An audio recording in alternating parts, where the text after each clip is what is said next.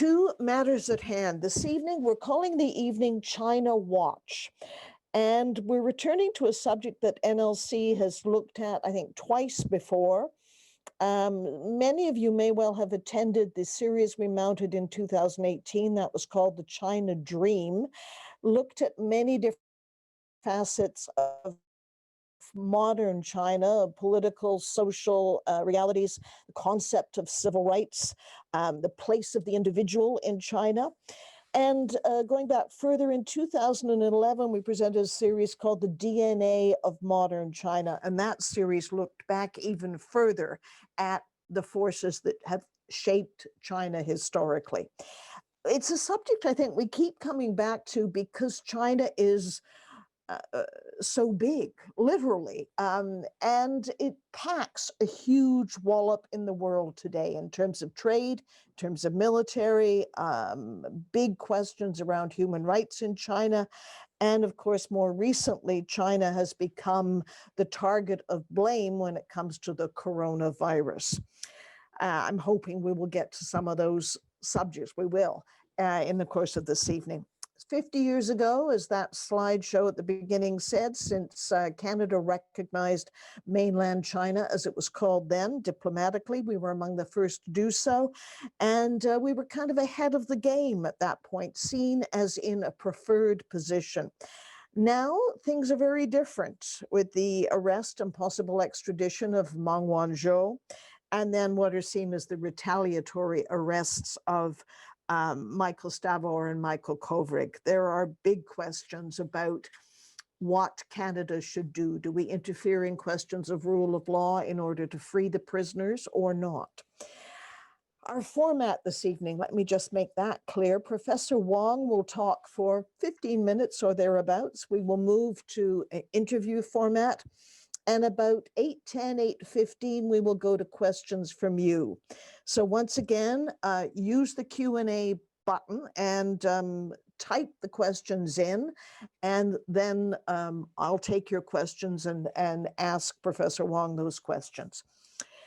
Joe Wong is the Ralph and Roz Halbert Professor of Innovation at the Munk School of Global Affairs. From 2005 to 2014, he was director of the Asian Institute at the Munk School, and he held the Canada Research Chair in Health, Development and Democracy from 2006 to 2016, a decade. Joe Wong is much published. He's been a visiting scholar at institutions in the US, Taiwan, the UK. He's currently the University of Toronto's Vice President International, with a particular focus on international students and international learning. Joe, can you turn on your video button, and I hand it over to you. Terrific. Thank you so much, Karen. I'm going to show my screen now. I can manage this. Perfect. I hope everyone can see that. Thank you so much, Karen, for that very kind introduction. And thank you to you and your colleagues for the invitation to visit again the NLC. This was a terrific opportunity for me to share some of my more recent thinking and observations around China. And as it happens, actually, I'm currently writing a book with a colleague of mine at the University of Chicago on democracy and development in Asia. And I was just actually at our cottage writing the China chapter. So this is very much fresh in my mind. Let me begin actually by taking us back to really a formative event for me in terms of my own interest in the region. I grew up in Toronto, but when I was in high school, the Tiananmen Square massacre occurred in 1989, June 4th. And I would say I was probably not all that politically aware prior to that, certainly about the happenings that were going on the other side of the world. But that really did awaken me to thinking very seriously about the region and about questions regarding human rights and so forth. It wasn't that long thereafter, when I was in university, that a very influential article came out by Francis Fukuyama called The End of History. And The End of History was essentially a thesis that suggested in a very kind of triumphant tone, and I think very appropriate to Pax Americana at the time, that we had arrived at the end of history, that liberal democracy and liberal capitalism had won out with the fall of the Soviet Union, and that it was only a matter of time that other countries, such as China, which had somehow escaped its own democracy movement in June 4th, 1989, it was only a matter of time before other authoritarian countries in the world would also succumb to the end of history. And so the title of this event tonight, Watching China or China Watch, I think is very appropriate because in many ways, the way in which we watch China or see China, I think is extremely important in terms of how we understand the future of Chinese politics and indeed Chinese foreign relations. I'm just trying to get my screen to, actually, if we go back here. This was a quote from a very prominent China political scientist, David Shambaugh at George Washington University, which he published in the Washington Post, in which he writes, "The endgame of Chinese communist rule has now begun, I believe, and it has progressed further than many think. President Xi exudes conviction and personal confidence, but this hard personality belies a party and political system that is extremely fragile on the inside." The reason why I bring this up, and in fact, the name of this piece was called "The Coming Crack Up of the Chinese Communist Party," as opposed to the crackdown. It was the crack up of the Chinese Communist Party. And the reason why I bring this up is because the way in which we watch China or the way in which we assess Chinese political developments is through the lens of collapse. That if there was to be any political change, it would only arrive with the collapse of the regime and indeed with the collapse of China.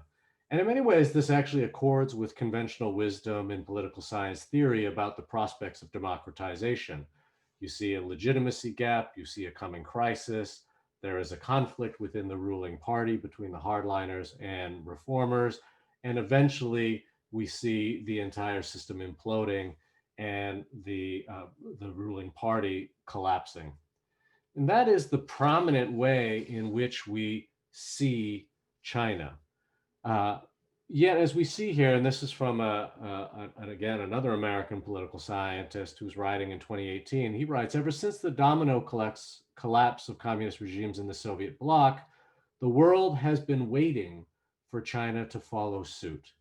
No one can be sure about how long the Chinese regime will last, but it shows no sign of collapsing anytime soon." So again, it is the whole industry, if you will, of watching China and China's political development revolves around the prospects of collapse. And indeed, that democracy will only arrive in China when the regime collapses. Daniel Bell, who is in fact Canadian actually, but he teaches until recently at Tsinghua University in Beijing. He's a political theorist. He's an extraordinary thinker, as well as a scholar of Chinese philosophy. In his book, The China Model, he writes, "China's single-party state structure didn't collapse," again, using the language of collapse. "If anything, it seemed to strengthen since the early 1990s, and now, as a result, liberal democracy seems to be further off than ever before." And indeed, Professor Bell in that book writes about what he sees to be the China model, an alternative, and indeed a viable alternative, an enduring alternative to a liberal democracy. And so, in fact, in many ways, what he argues is that China has discovered an alternative route to modernity, economic modernity, as well as political modernity. The argument he's making here, both implicitly and explicitly, is that China does not need to democratize because, again, China's regime, and indeed China, is in no time soon going to be collapsing. I write here democratic possibilities, and I've put that in plural because what I want to suggest to you is an alternative theory of democratization and a way in which we might see democracy arrive in China. Indeed, one democratic possibility is the one that I've just been describing, the notion that China and the Chinese Communist Party and the ruling regime will collapse. But as ample evidence seems to suggest, it's not on the verge of collapse. It's not on the precipice of crisis.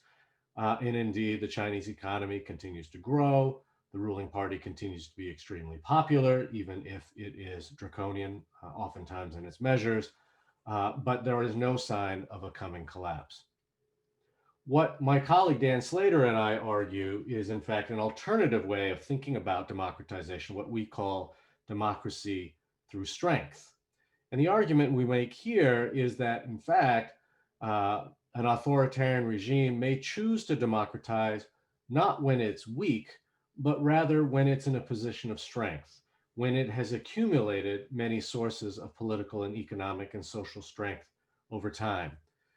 In other words, rather than thinking of democracy arriving in bad times or democracy arriving in the wake of collapse, we might imagine the possibility that democracy might arrive during good times. And indeed, as we argue in our article and what we're now writing up as a book, indeed, at a time when the ruling regime has what we call both victory confidence, the confidence that if it were to democratize, it would continue to govern, it would continue to be victorious in elections, as well as stability confidence. In other words, the developmental state has created the social economic conditions of stability such that if this ruling regime chose to democratize, it would democratize with ample stability confidence. So we wouldn't see the scenario that we see here, which of course is the infamous photo of the tank man who was protesting in this case, in and around Tiananmen Square in Beijing and confronting a row of tanks from the People's Liberation Army. We wouldn't see that, but rather we would see the party choosing democracy from a position of strength. Dan and I write in our 2013 article, when a ruling party, for instance, the Chinese Communist Party, enjoys substantial incumbent capacity, which is a fancy political science way of saying political power, this not only increases its ability to sustain authoritarian rule. In other words, if it's a strong regime, it can sustain authoritarian rule, but it can also lessen its imperative to do so. In other words, it may choose to democratize from a position of strength because, in fact, it puts it in a position of political power. Now, this may seem in many ways counterintuitive, and again, the typical, and I would say the conventional and received wisdom is that we look for signs of democratic prospects in the wake of or from the ashes of a collapsed regime. But indeed, when you look around the region, places like Taiwan, Korea, even post-war Japan, Indonesia, and so forth, these were all regimes that transitioned to democracy when the ruling regime was not weak, but was in fact very strong. Take, for instance, the case of Taiwan. The ruling Kuomintang party chose to democratize in 1986 and lifted martial law in 1987 and started national legislative elections in 1992, precisely at a time when the economy was still growing at 8 to 10% a year, when there was no major opposition to the ruling party, but rather it chose to democratize because it had stability confidence as well as victory confidence. The punchline that we put in the book is that to concede democracy is not to concede defeat. In fact, conceding democracy from a position of strength allows you to usher in the institutional rules of democracy to create a more level playing field, but for a ruling party that has both the victory and stability confidence that it would win elections. And this is, in fact, in many ways, a way in which we might imagine democracy arriving in China. And this is a graph that we show oftentimes to illustrate our theory. As you see the curve going up, this is basically a curve of a regime's political power. As a party develops over time, its stock of political power, accumulated strengths, also increases. And as it increases, it builds confidence, both stability confidence and victory confidence. It eventually reaches an apex of political power, however, and soon thereafter, it starts to go into what we call the bittersweet spot. And crossing that apex of political power requires the regime to see some signals. For instance, slowing economic growth, not economic disaster, but slowing economic growth.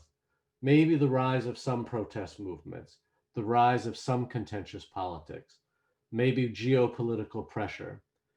Regardless of how those signals emerge to the ruling regime, it eventually passes its apex of power and enters into the bittersweet spot. And we call it bittersweet because it's bitter on the one hand, in the sense that you concede democracy, but it's very sweet because you still have enough power to continue to retain power even in a democracy.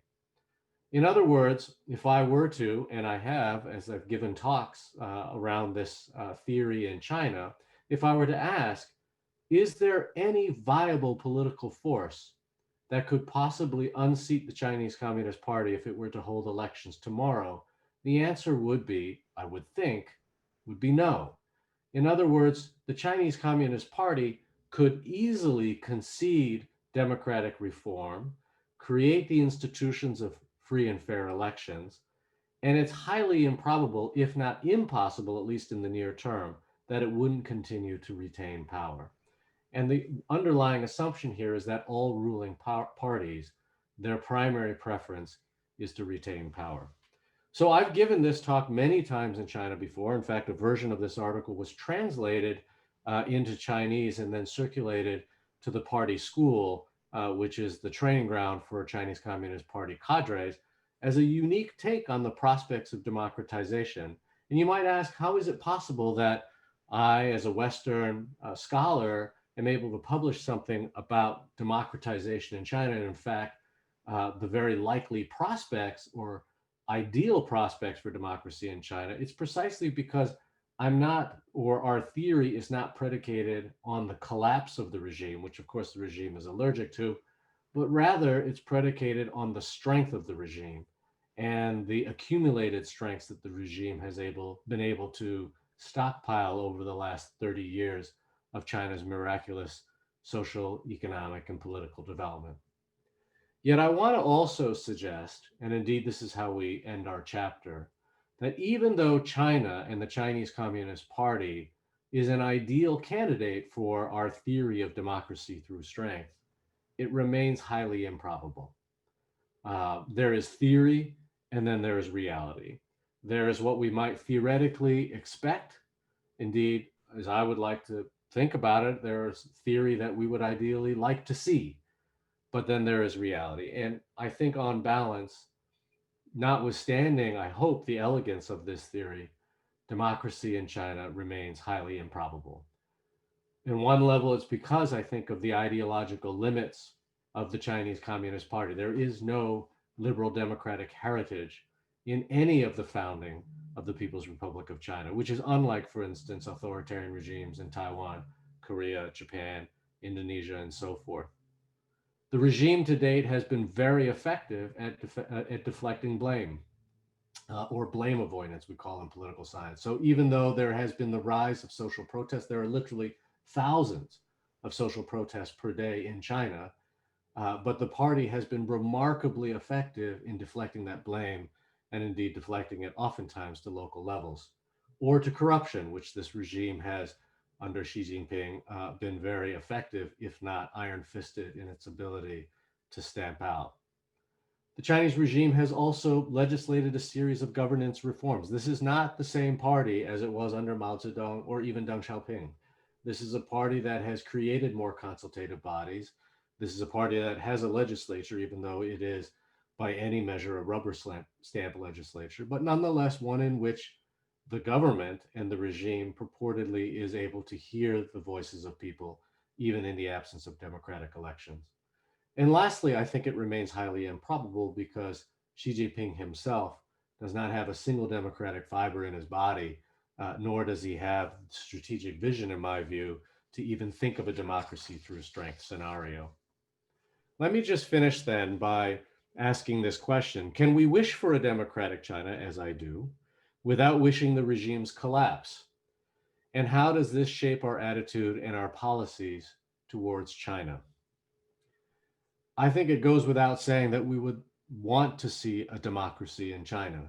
For me, as a political scientist and as a proponent of human rights, I have a very large normative investment in seeing China become a democracy. I have a philosophical investment in China becoming a democracy. But also, from a more utilitarian point of view, it's important for China to become a democracy for world peace and indeed for global prosperity.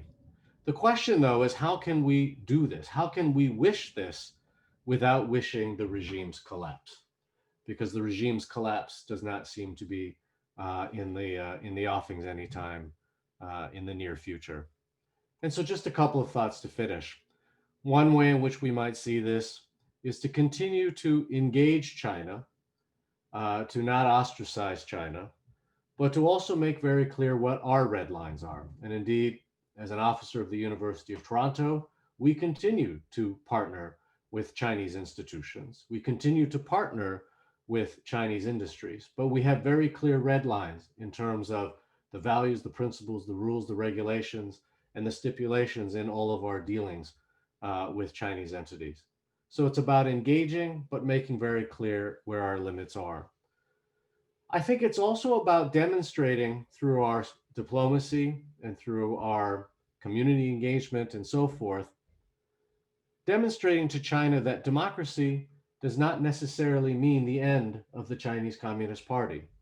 The Chinese Communist Party, notwithstanding horrendous human rights violations over the last 30, 40, 50, 60 years, has nonetheless orchestrated China's economic development. It has lifted hundreds of millions of people out of poverty. It has created now what is the second largest economy, and it's no longer a question of if, but when it will be the largest economy in the world. In other words, the Chinese Communist Party has a lot to be proud of. The Chinese Communist Party has a lot to take credit for. And indeed, if we can turn that credit taking into the incentive to democratize and to convince the Chinese Communist Party that democratization does not spell the end of the Chinese Communist Party, but rather it turns it into a democratic force and a force for democratic politics. And lastly, therefore, I think it requires, through engagement and through that kind of reasoning that I've just described, the importance of continuing to bolster the confidence without compelling bullyish behavior, bolstering the confidence of the regime towards a democratic end. And I'm going to leave it at that. I know that is, I've left it intentionally provocative, in part because the theory that we are expounding is itself provocative. But if we continue to wait for China's collapse, one, it doesn't seem likely. And two, again, from a human rights point of view, wishing upon another country its collapse is something that I don't think any of us would feel comfortable about. And the implications of a collapse of China would be one that we would feel around the world. So let's think about other ways in which we might convince, compel, incentivize the regime to pursue the path of democracy. I'm going to leave it at that, and I'll turn it over to Karen so that we can have a conversation. Okay, I think I'm back again. Now, Joe, do you have to turn off? There you are. You did turn off your screen share. You're talking about the strength of the party and democratizing from a position of strength. Isn't there a huge distinction between the party and the man, the authoritarian individual? And I mean, does it really matter what the party thinks as long as you have a strong man in there? Yeah, again, I think that you're absolutely right. I think that 3-4 years ago, when we first started writing the book, the way in which we would have ended the chapter on China would have been one in which we would have been much more forceful and maybe even predicting a democracy through strength kind of scenario unfolding in China. Indeed, when Xi Jinping first came to power, there was some thought, okay, he's consolidating power in order to push through difficult reforms like a democracy or a democratic reform path. There was some hopeful thinking very early on in his regime. Soon thereafter, it became very clear that he has no appetite for democratic reform. And so for many of us from afar, watching, for instance, the extension of his rulership to an indefinite period is something that we saw with a lot of cynicism, skepticism, and indeed despair. So you're absolutely right. I don't think that Xi Jinping himself has any appetite for this type of scenario.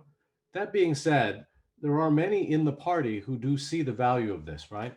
I mean, a party wants to stay in power. And parties don't stay in power, or regimes don't stay in power forever. And one of the things that we oftentimes will say in China is that forever is an awful long time. And you can either democratize from a position of strength where you can continue to be competitive, indeed, you can continue to govern, or you can, as happened in the Soviet Union, wait too long. And by the time you democratize, you are too weak, the parties become too atrophied, that the party essentially disintegrates. So we oftentimes say to our friends who will listen in China, the lesson you should take from the Soviet Union is not that democracy spelled the demise of the Communist Party of the Soviet Union. It was democratizing too late, when it was too weak, that it spelled the demise of the Communist Party of the Soviet Union. So there are forces within the party who do see the logic of this argument. Isn't there also a strong distinction with the Soviet Union? And this goes back to what the West was thinking initially.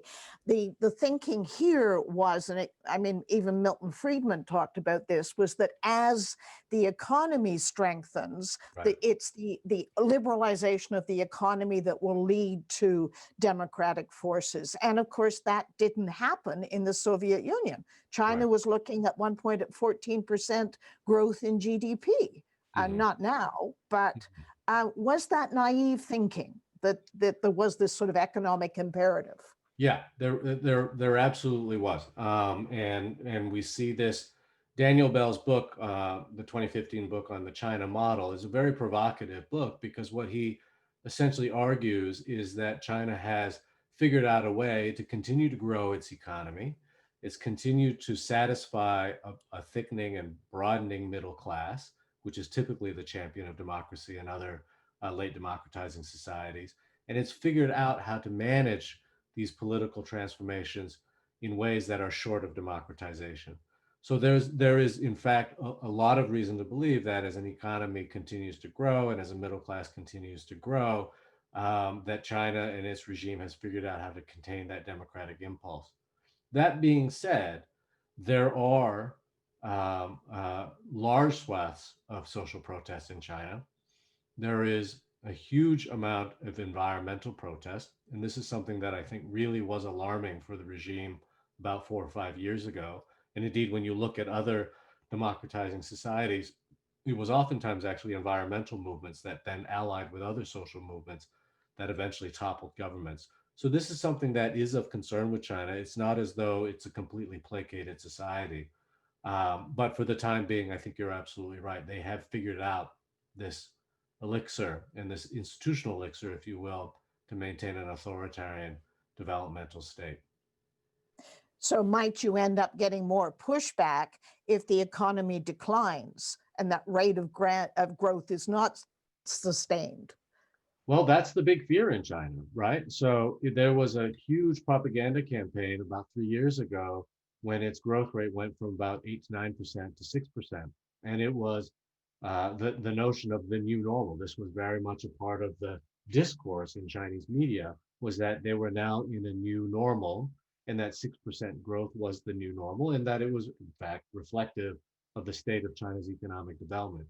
But it was a huge propaganda campaign to ensure that people understood that this was not a weakening economy and therefore a weakening regime, but rather this was just the natural course of economic development.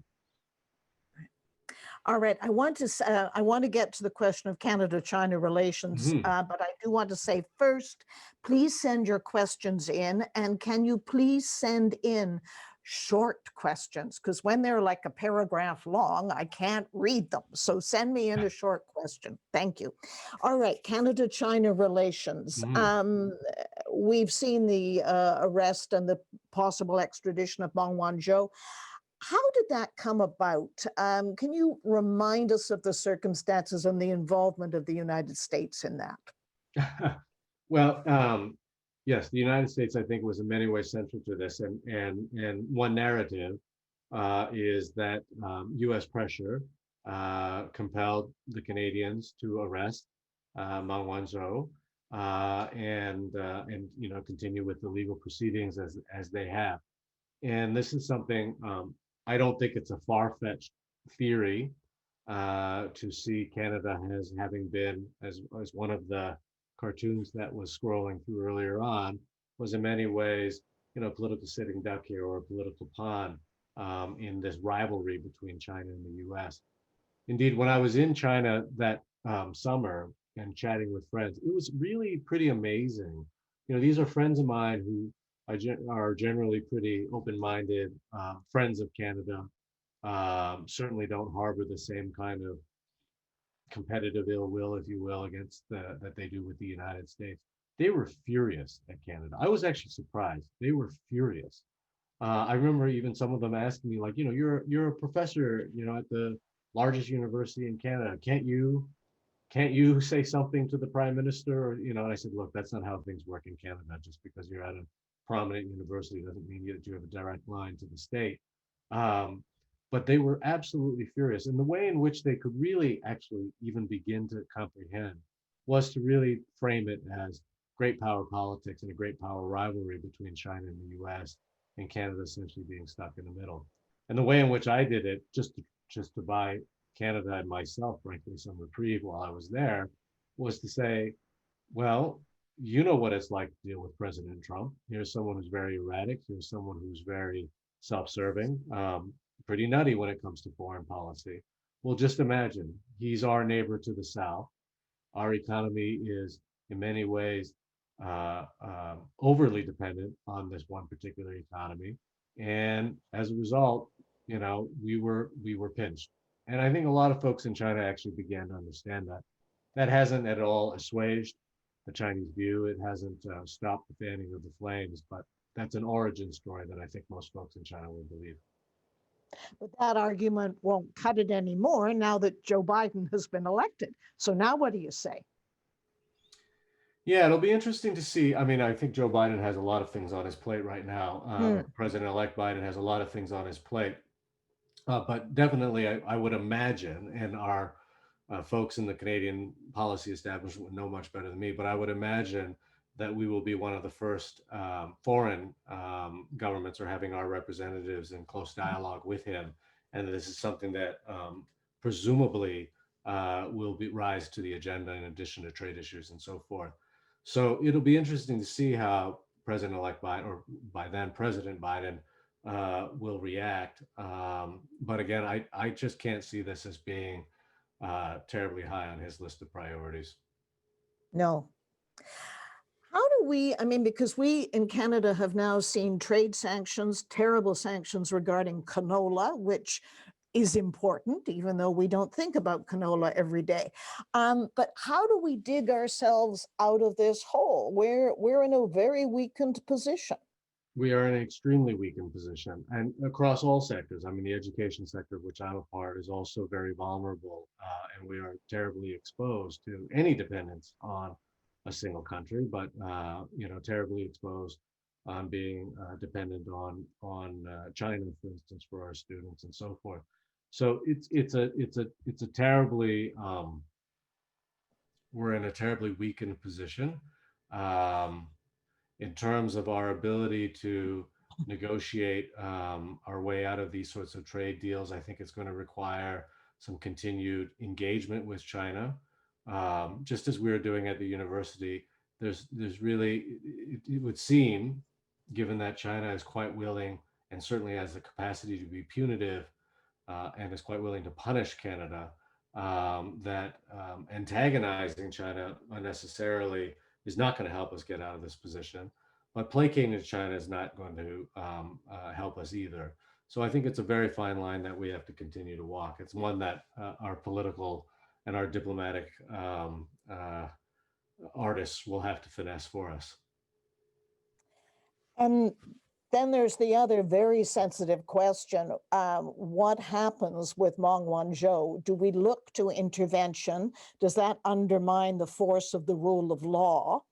I mean, there's certainly precedent for a minister stepping in to proceedings on extradition, but we tout our respect for the independence of the judiciary. What should happen there? Well, if there was an easy answer, we would have probably figured it out right long before. I mean, my own personal view is that is to respect the rule of law, and you know, I worry about placating China.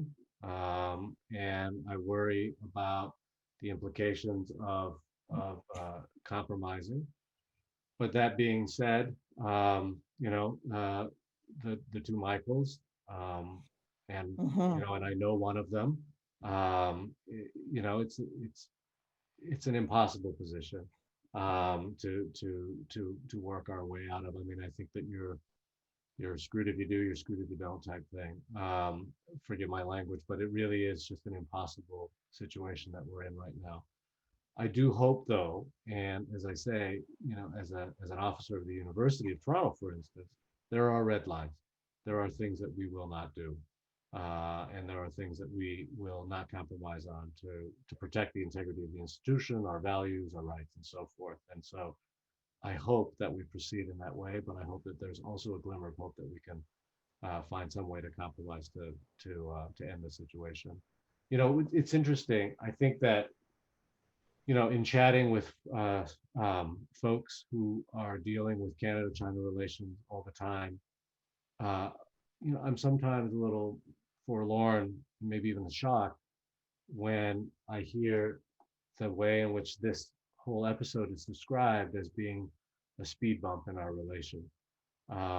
It's hard to imagine, it's hard to think when people's lives are in the balance that it's just a speed bump. But it's people are weighing so many different variables as they consider this. Yeah, and it's I think December 10th is the 2-year anniversary of the arrest of the first Michael, and the other one followed shortly thereafter. Uh, It's tragic. this It is really is tragic. absolutely. I want to go to a couple of questions. Gail Raymont writes in and says, is there an obvious successor to Xi? Or might there be a change? And might there be a change after his departure? I mean, one man can't go on forever. Right. Right. Yeah, I have a feeling that he's going to try to hang on for as long as he possibly can. Um, Well, we've seen yeah, that, yes. yeah. I mean, successor in elite politics in China is something that's so hard to predict. I mean, there are so many factional battles that occur, and there was, in some ways, for those who were sort of our equivalent of what were once Kremlinologists, who are now Beijingologists, who follow this very closely. You could kind of figure how things might shake up just because of factional politics and factional concessions. So it wasn't surprising the succession order that occurred before, at least in retrospect, because you could see the kinds of factional balances that occurred. Xi Jinping has really, in very swift order, essentially wiped out his enemies in the upper echelons Mhm. of the party. And so it's not clear where these factional lines are anymore. It's not clear if there are potential challengers or successors that are waiting in the wings and mobilizing right now because it's not in their interest to reveal themselves at this particular moment. So it's not at all clear. But in terms of the long-term prospects, again, I agree with the person who raised the question. Nothing lasts forever, and you know, it it just the sense I get inside China right now is that there is such a feeling, an existential feeling of fear, mixed with obviously nationalist pride, and I think they are trading on that.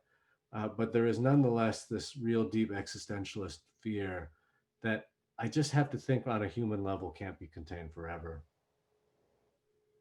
Can we just talk briefly about Hong Kong? Because we're seeing increased violence, increased crackdown, and we're seeing Canada say that we will welcome activists to this country. We are maintaining a pretty strong position. It was again articulated by Bob Ray at the Yeah. UN this week in terms of the Uyghurs. Is this the right road to hoe? If you would ask me personally, I think it is the right road. Um, I don't know if it's necessarily the best road in terms of the economic implications. My own view is that sometimes you just have to do what's right. I mean, this is what I Yeah. teach my students, and that that we have to be guided by our principled beliefs. And what's happening in Hong Kong is awful. Used to be one of my favorite places um, in the world, and I don't plan on going there anytime soon. And if we are able to provide safe harbor for democratic activists who have done nothing wrong as far as I'm concerned, then good on us, and that's the right thing to do. For Bob Ray to call out the massive human rights violations that are occurring in Xinjiang, I think that he, first of all, has every right to do so and has every responsibility to draw attention to that. So I think that we may be able to sleep better at night knowing we did the right thing, even though we will see, and as we have seen, China will take punitive actions against us. Yeah, and presumably against the two Michaels as well. I mean, it's a very difficult balancing act. It's a huge. But Yeah. That's right. That's right. Absolutely. Okay. There's a question here. What is the imperative for the regime to democratize if, they've been successful maintaining power and growing their economy? Is there any imperative? Does it rest in a changing demographic? What happens? The imperative to democratize. So the theory is that the regime passes its apex of power, so that it is now it is confronted with signals that it is no longer the omnipotent power that it once was. So if you go back to 1989, for instance, you can see that wasn't a very strong regime. In fact, it was a regime that was very much divided down the middle between the Li Peng faction versus the Zhao Ziyang faction and so forth. And the PLA itself was quite split. So that was a very weak regime, and that would not be a democracy through strength kind of scenario. Since then is when we've actually seen, since 1993 is when we've seen the astronomical economic development of China that has now put it at this really just the pinnacle, I think, of the regime's strength. That being said, there are cracks that are appearing. And I think personally that Xi Jinping himself is paranoid, and he is scrambling, not unlike Mao, eliminating very swiftly his enemies, paranoid about who his enemies are. And I think that he is being and behaving that way because he does see these cracks. So let me just give you an example. I showed that graph where there was that power curve, right? And when I was in China, I used to go very frequently. Just as an aside, I don't think I'll be planning on going anytime soon again. But I was going to ask you that. yeah, that curve, and I can talk a little bit more about it, but that curve, I would ask people in the audience, where do you think the CCP is on this curve? Is it still rising? Is it at its apex? Is it past its apex? Or has it hurtled through the bittersweet spot and it's now just scrambling to try to hold on to power through the most authoritarian and suppressive means? And you'd be surprised. I have people close their eyes and just show up hands. It was split evenly. 25% felt that it was on the rise, 25% felt it was at the top, 25% felt it was right in the bittersweet spot, and indeed 25% felt that it was a terribly weakened regime. So there is evidence clearly, or there is a sense that the regime is not on as solid footing as it can be. And you would only hope then that someone like Xi Jinping would see that and say, here's the opportunity, the imperative for us to democratize while we're still powerful enough to retain power, but that we are not so weakened that we're on the precipice of collapse. You can't help but say, what is the alternative? I mean, the Communist Party has such a strong hold. Is there a viable alternative politically? To the CCP? No. So that's in the near term, there is no viable political alternative to the CCP. And that, that puts it in a good position. That's why we're saying to concede democracy is not tantamount to conceding defeat. And indeed, if there were free and fair elections in China right now, the CCP would, in all likelihood, win. The alternative scenario into the future is that the regime continues to go down this on the downward side of that graph, and that would be disastrous, because a regime, once it hits that downward slope and starts accelerating downward, its only option at that point is to repress. And that's what happens. And if you look historically, that is precisely what's happened to regimes that have waited too long. Their only option at that point is to repress in oftentimes the most vicious and violent ways. So that would be disastrous. So from a humanitarian point of view, you really do wish China would consider the democratic option, if only to avoid what would be a disastrous outcome waiting too long. It's a very practical question that's come up. What are the implications of this most recent the Asia Trading Partnership that's just been announced, where you're seeing China enter into partnership with other nations that they might not have previously? Yeah, I think in many ways this is the balancing act Chinese foreign policymakers are trying to finesse right now. Is, how do we continue to engage with the rest of the world in ways that do not appear threatening? This is their problem, actually. Their this is something they're not very good at, frankly. And how do we engage with other countries in multilateral organizations and multilateral pacts, trade agreements, and so forth, in ways to demonstrate that China, at least as it wants to portray, is not out to dominate, is not out to punish, is not out to bully its neighbors in the region. The problem that China faces, and it's perpetually faced this in the last 10 years, is that it has a terrible sense of its own, it has a terrible sense of how to exercise soft power. It does not portray itself as a country that people want to be friends with. It's clumsy, it's awkward, it's alienating, it's bullying. I don't think China really sees its behavior as bullying. They just don't understand. The Chinese foreign policymakers just don't understand that this is being understood as bullying. Take the One Belt, One Road initiative, which there was a slide about earlier on. If you were to talk to Chinese policymakers, they would tell you that that initiative is a gift to those in Central Asia and Eastern Europe and into North Africa and South Asia. This is China's gift to help develop infrastructure so that these economies can flourish and prosper as China's has. Now, you know, you ask most countries on the Belt and Road, and they will tell you the exact opposite. They will tell you that this is predatory. They will tell you in some instances it's rapacious. When you talk to the merchant class in Africa, and I've done some research in Africa, they will tell you that that Chinese investment is purely extractive. This is a neo-imperialist mission that the Chinese are on. They themselves have said that, look, we need to expand outwards because we have capital surplus in China right now. In other, we have too much steel making capabilities. We've got to make rails elsewhere. That's textbook Leninist imperialism, but it's just completely lost upon Chinese foreign policymakers that other countries in the world could see it this way.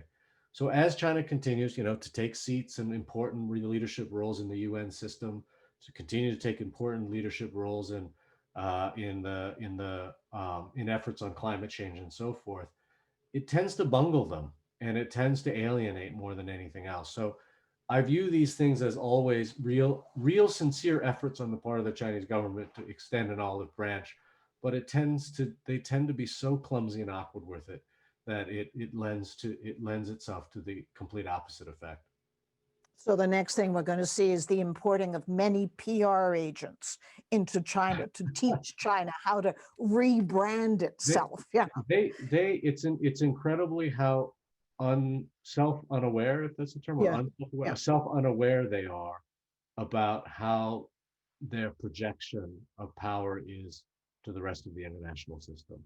And the United States has done a terrible job of it, certainly in the last 4 years, but arguably over the last couple of decades. And the Chinese are the very first to criticize. But it's incredible how self-unaware they are in terms of how the rest of the world perceives them. There's a question here about COVID and what individual Chinese perception is of COVID within their country. Is there the sense that people believe they've handled it quite well? Or Absolutely, how does, yeah. absolutely. There is a perception that they've handled it well, and I think by most measures they have handled it well. The worry that I have, as someone who thinks about global health as well, is that the interventions they've unleashed, again, just a complete kind of unawareness, the interventions they've unleashed are so draconian that they aren't repeatable, right? As we've seen, what the world is entering now in terms of the second wave is that you need a raft of interventions that are repeatable, and draconian measures are not. So, for China's sake, or at least for the regime's sake, a second wave could be potentially disastrous, because to unleash that kind of brute force and draconian surgical, suppression is just something that I can't imagine a society will be able to tolerate more than once. But for the time being, by all global health measures that we have, they seem to have handled it quite well. We have heard very little about a second wave in China at the moment. Is it well hidden? Does it not exist? Where are they at? That's a great question, and I worry that we probably will never know. I mean, if someone, the accusation that China has withheld information, or that China has, at least in the early stages, tried to suppress information around this, is an accusation that, I would find hard to disagree with. So, we are talking about an authoritarian system here that has complete control over the press. It has the ability to blanket communities, and completely stem the flow of information in and out of those communities. So it would not be surprising, if in fact there are flare-ups, and that there are outbreaks that are considerably larger than we think. But if we look at economic indicators and economic recovery indicators, as a proxy for how well a society is dealing with COVID, then the evidence would seem to suggest that there hasn't been a massive outbreak there. Which in and of itself is quite incredible. I mean, Yeah, absolutely. Yeah. we're looking at things here. Yeah, Yeah, yeah, absolutely. But those measures are just the measures that were implemented in Wuhan and other regions are just, I think, unthinkable in societies such as ours. As we close, take us back to Canada's position. Do you see an end game? Do you see a way out? Getting the Michaels home, restoring our trade position? I think, as I ended my very brief comments at the beginning with, I think that antagonizing China is just, and again, it's partly the just complete self unawareness. Um, Yeah. but to antagonize China is to invite, frankly, disproportionate, reactions coming back the other way. I don't think there's anybody who would hear what the Chinese ambassador has said, and I understand that a lot of this is political grandstanding. He and I have had opportunities to have conversations in the context of higher education, and he always seemed to be very, amenable and very constructive in our conversation. So maybe it's political grandstanding, but man, the response and reaction we get is disproportionate to whatever prodding they perceive that Canada, or whatever irritant they see Canada as posing to them. So antagonizing China, even in the slightest way, can invite disproportionate punitive responses back the other way. I just don't see that as being the way to a constructive end. As I said in my comments, as much as it may be difficult sometimes, I think that we need to continue to engage, China, to continue to develop. And look, you know, Chinese people, are wonderful. I have wonderful friends in China, people who are very much like-minded, or who are indifferent to politics. They just want to pursue the same things we want to pursue. It's not a statement against Chinese people or even the country, but what we're talking about here is a regime that is so easily antagonized and reacts in ways that are just completely disproportionate. So I think we have to continue to build the kind of social fabric, that knits our two countries together, our two peoples together, and so forth.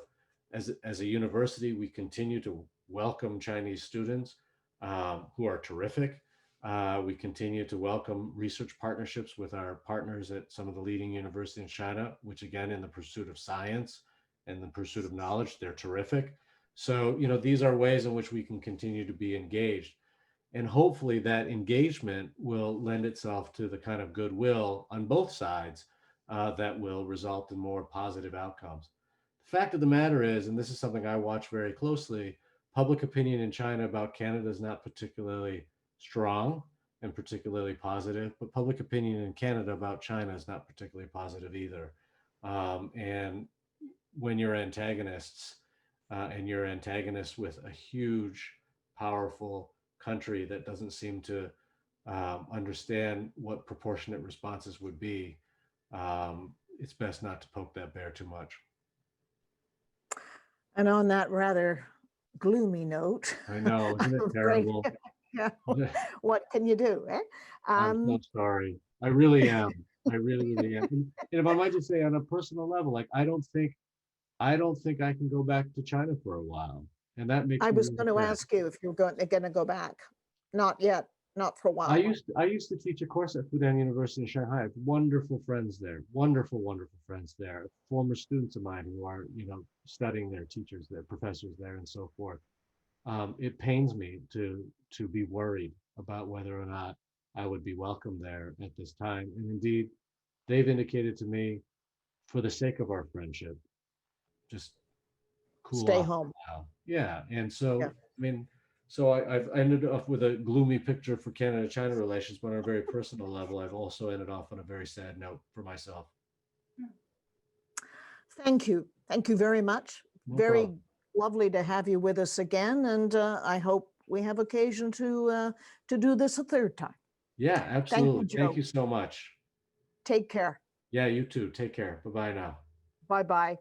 And folks out there in Zoom land, that's it for us.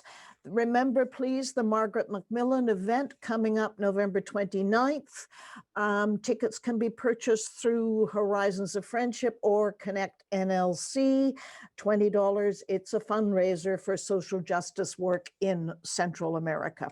Thank you so much and good night. I'm Karen Wells.